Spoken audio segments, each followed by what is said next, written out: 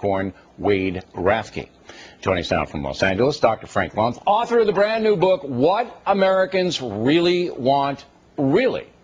Now, Frank took my talking points memo and played it for some folks to get their reaction. So where was this and how many people took part, Frank? Southern California, 29 people, evenly divided between voters of John McCain and Barack Obama, and boy, did they react strongly to what you had to say, Bill. All right, let's roll the first clip that Frank showed the folks. We're talking about taxpayer money.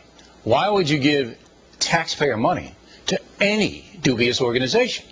We're talking to you, Senator Burris.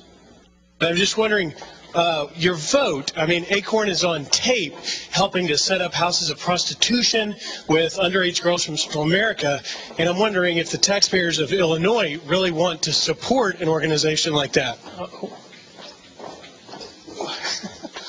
I thought you had a question, not a statement. Well, my question is, why did you vote Because I wanted to support against? I supported Acorn. It's that simple. All right, now, the line goes down when Burris starts talking. Is that because they don't like Burris? They thought it was the funniest thing that they had ever seen. Here's the senator running away from the camera, running away from a legitimate point that you had made. They agree with you, Bill, as you can see the lines there. They agree with you when you're talking about where taxpayer dollars are going, because one of the greatest values that the American people want out of Washington is accountability. But the moment that your Fox camera corners Senator Burris and he keeps on running, you see the lines dropping? Right. The moment he speaks, they say this guy's crazy. All right, so the drop is because they don't like Burris, not because they don't like the questioning or line of our editorial posture there. I'll put it this way, Bill. That line, if Burris were running for re-election, that one piece of footage, that could cost him his entire career. Yeah, if I were his opponent, I would run that all day long. Now, the second one is about the partisanship surrounding the Acorn scandal. Roll the tape. The establishment media in America have little interest in exposing left-wing corruption. Talking Points believes the most important question here is how much damage has Acorn done to the Obama administration, if any. The president accepted Acorn's support in the campaign, but why wouldn't he? They were all out for him. However, this story is now so big, it's far beyond a community activist situation. It's now a full-blown political scandal. And that's a memo. All right, so that was along partisan lines that once I injected the Obama administration into the story, the Democrats didn't like that.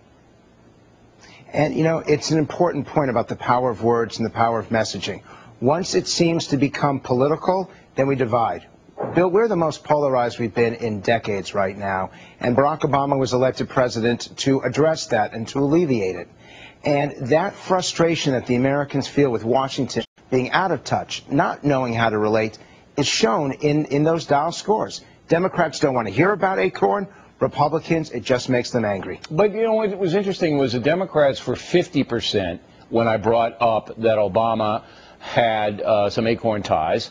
But I didn't hammer Obama. I said, look, you know, you would have hung around with Acorn, too, if that organization was giving you money and manpower and getting the vote out and everybody was on your team.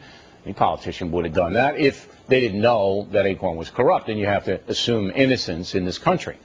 But I get your point that once you get it away from tax dollars, corruption, which everybody agrees is wrong, even Barney Frank before you, even Barney Frank, all right, is throwing Acorn right under the bus and saying, no, I wouldn't have voted to fund him anymore. And I had to drag it out of him. But, yeah, the spirit of what those two did, those two civilian journalists did, is he admires. I had to really drag it out of him. But once you get into it's the Republicans' fault or it's the Democrats' fault, then wham, it goes into partisanship. Exactly, and it's guilt by association. Look, there are 5 points when we've studied what Americans really want. Really, there are 5 things, Bill, that the American people want out of Washington. Number 1, first and foremost, accountability. They want people to say what they mean and mean what they say. Number 2, respect, which is why these congressmen and senators who are canceling their town hall meetings are driving their constituents even angrier. Number 3, results. We're tired of people talking. We want them to have actual solutions. Number 4, which is the only one on that list that Barack Obama has a prayer, is bold action. They don't like the status quo. They want change. And number 5, oversight. We want to make sure that if you're making mistakes like Acorn did, people like Bill O'Reilly and Fox News are holding them accountable. All right, Frank Luntz, everybody buy his book. It's very interesting. Directly ahead, Dick Morris on